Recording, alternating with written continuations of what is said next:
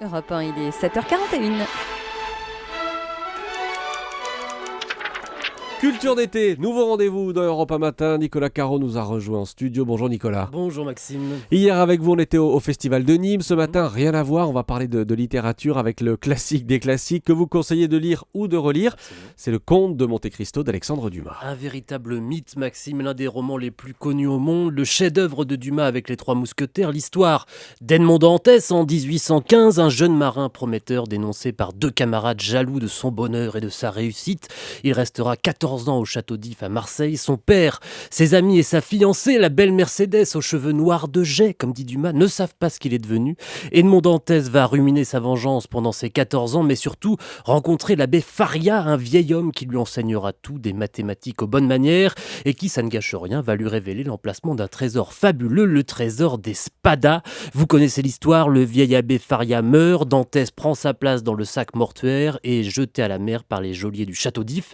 Il est libre, enfin, ne lui reste plus qu'à retrouver le trésor et il devient le comte de Monte Cristo. Et justement, pourquoi ce nom de Monte Cristo ? Eh bien, c'est une promesse faite par Dumas à un jeune prince, le fils de Jérôme Bonaparte. Dumas est avec lui sur un bateau au large de l'île d'Elbe.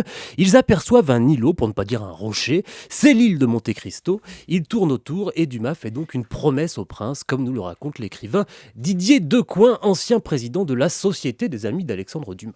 Le jeune prince, le fils de Jérôme Bonaparte, lui dit « Mais enfin, à quoi ça sert de faire le tour de ce rocher sans intérêt ?» Et Dumas, qui était très très malin, qui savait caresser les gens dans le sens du poil, dit « Mais mon cher prince, à donner en mémoire de cette navigation que j'ai l'honneur d'accomplir avec vous, le titre de l'île de Monte Cristo à quelques romans que j'écrirai plus tard. » À ce moment-là, il n'a évidemment pas la moindre idée de ce qu'il va pouvoir écrire et qu'il appellera Monte Cristo d'une façon ou d'une autre, mais c'était une manière de flatter un jeune prince. Oui, c'est donc sur cette île de Monte Cristo que Dantès trouve le trésor. Oui, trésor qui le rend immensément riche et il se transforme alors en comte de Monte Cristo pour accomplir sa vengeance machiavélique. C'est donc un héros très particulier chez Dumas, c'est un homme bon, certes, mais avec une part très noire, un côté sombre, et c'est aussi évidemment ce qui le rend très intéressant et qui en a fait un mythe. Tout le monde a subi une injustice, petite ou grande. Ça va de l'injustice de la cour de récréation à une grande injustice judiciaire. À chaque fois, on dit « Ah, j'aimerais bien réparer ça, j'aimerais bien me venger. » Et tout le monde traînant comme ça une injustice et un rêve de vengeance, tout le monde s'identifie à Monte Cristo et on se dit en tout cas qu'on aimerait bien qu'un comte de Monte Cristo surgisse dans notre vie pour réparer les torts qui nous ont été faits. Tout le monde s'identifie à Monte Cristo. Il faut dire que le personnage est inspiré de faits réels. Oui, l'histoire de François-Pierre Picot, un cordonnier de Nîmes, victime comme Dantès d'une machination au début du 19e siècle. Je vous passe les détails, mais comme Dantès, il va faire quelques années de prison injustement. Il va lui aussi trouver un trésor et se venger.